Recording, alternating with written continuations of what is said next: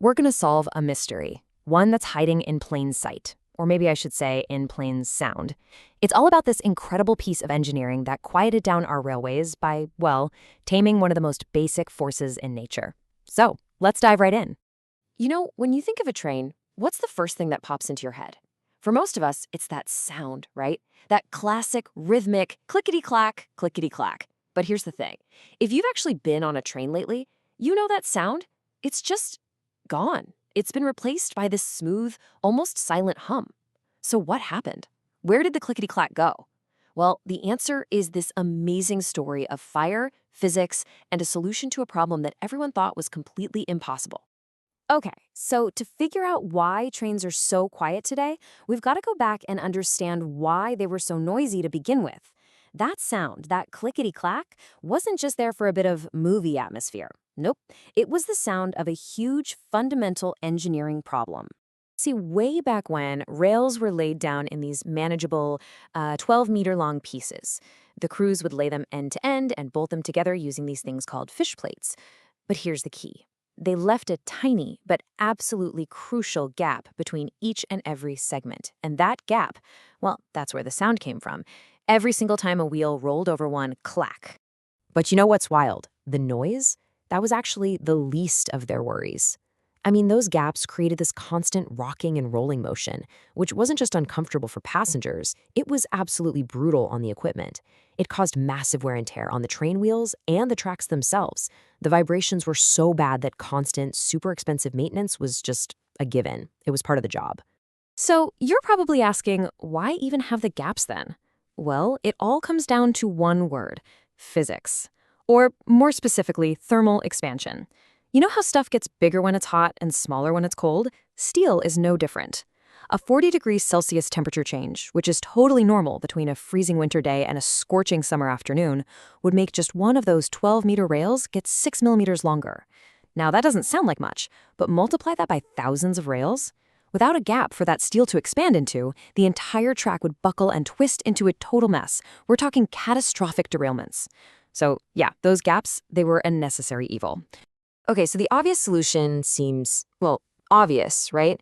Just weld all the rails together, make one long continuous track. Problem solved. Except, to the engineers at the time, that idea wasn't just a bad idea. It was considered completely, certifiably insane. Yeah, this quote really says it all. Their logic, it made sense on the surface. They thought, okay, a short rail expands a little bit, so a really, really, really long rail would create a massive expansion problem. They pictured this endless track just exploding outwards. It was a total non-starter, a recipe for disaster. If you'd pitched that to a railroad boss back then, you'd have been laughed out of the room. Your career would be over. But the thing about good ideas is they don't just die. This one just went smaller. The first people to actually try it weren't the big, powerful railroads. Nope. It was the humble city tram lines. See, on a tram line, the forces involved are a lot smaller, but that constant clickety-clack relays, in a crowded city, it was a much bigger problem. It was a real nuisance. So it was right there on city streets that the quiet revolution of continuous rail first got started. So you've got this supposedly impossible problem. How do you crack it? Well, sometimes you have to fight fire with even more fire. In this case, you solve a steel problem by creating 2,000-degree liquid steel right there on the tracks. This is the amazing art of thermite welding. And the process itself is just a masterpiece of engineering done right out in the field. First up is prep. They cut a super precise gap and get the two rail ends lined up perfectly. Then, and this part is absolutely critical, they preheat the rail ends with a big torch. And after that, it's showtime. A thermite reaction kicks off, creating this crucible of molten steel, which gets poured right into a mold around the gap. Once it cools just enough, they shear off the extra metal and then grind the surface down until it's perfectly smooth, seamless. Now, pulling off the weld is one thing, but making sure that weld is strong enough to handle a massive multi-ton freight train, that's a whole different ballgame. And that's where the really cool science comes in, all happening at a level you can't even see. The number one enemy of a good, strong steel weld has a name: martensite. It's this stuff that forms when steel cools down way too fast. What happens is the carbon atoms get trapped, and they form these little needle-like crystals. And yeah, martensite is incredibly hard, but it's also brittle as glass. A weld filled with that stuff would just shatter the first time a train rolled over it. And that right there is why the preheating step is the secret sauce. Cool the steel too fast, you get that brittle martensite, and the whole thing shatters. But by preheating the rails first, you force everything to cool down nice and slow. And that slow cooling lets a much stronger, more flexible crystal structure form, the kind that can bend and flex without breaking. So yeah, when it comes to welding steel, the cooling rate, it's everything. So if you were to slice one of these welds open and look at it under a microscope, you'd actually see 3 different zones. You've got the original rail steel on the sides. You've got the brand new thermite steel right in the middle. And then you have this really interesting area right next to the weld called the heat-affected zone. Now, this is part of the original rail that didn't actually melt, but it got hot enough that its internal crystal structure got all scrambled. And here's the crazy part. This heat-affected zone, not the brand new weld, is actually the weakest link in the whole chain. Okay, so now we have this super strong, perfectly seamless rail. Awesome. But wait, we still haven't solved the original problem, have we? Thermal expansion. How on earth can a mile-long piece of solid steel not buckle itself into a pretzel on a hot day? The answer is it's like a brilliant judo move using physics. Here's how it works. When it gets hot, the steel rail wants to get longer. That's the thermal expansion pushing outwards. But it can't. It's pinned down.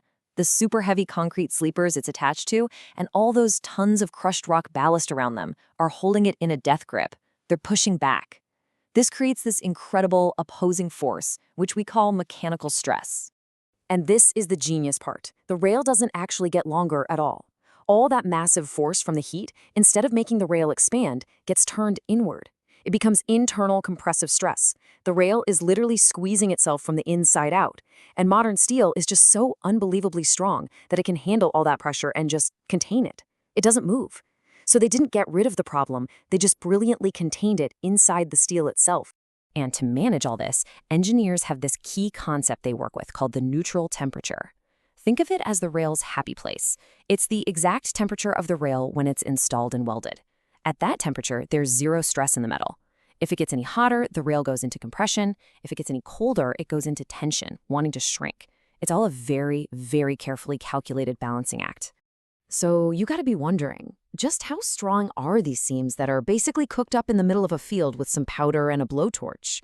The answer is gonna blow your mind. Get this, in lab tests, a single one of these welds can take more than 150 tons of bending force before it even thinks about failing. That is an insane amount of strength. And remember, this was forged in just a few minutes, outdoors. But wait, it gets even crazier. When they push these rails to the absolute breaking point in tests, when the rail finally gives way under all that immense pressure, it's almost never the weld that breaks. No. The failure point is in that heat-affected zone we talked about, the original factory-made rail steel. Just let that sink in for a second. The weld they create on the side of the tracks is literally stronger than the steel that was forged in a massive industrial mill. And don't think this is some rare, specialized thing. We're talking about 2 million of these welds being done every single year, all around the world. So chances are, if you've been on a train pretty much anywhere, you've glided silently over hundreds, maybe thousands of these incredible welds and never even knew they were there. I mean, just picture it. Every single year, about 50 kilometers of brand new railroad track is born. Not in a steel mill, not in some high-tech factory, but right out there in the wind and the rain, from what's essentially a bag of powder and a little bit of liquid fire. So that smooth, quiet hum you hear on a modern train, it isn't the sound of something missing. It's the sound of success. It's the sound of a totally impossible idea that works so well, we now just take it for granted. And it kind of makes you look around and wonder, doesn't it? What other incredible, impossible engineering marvels are hiding right there in plain sight?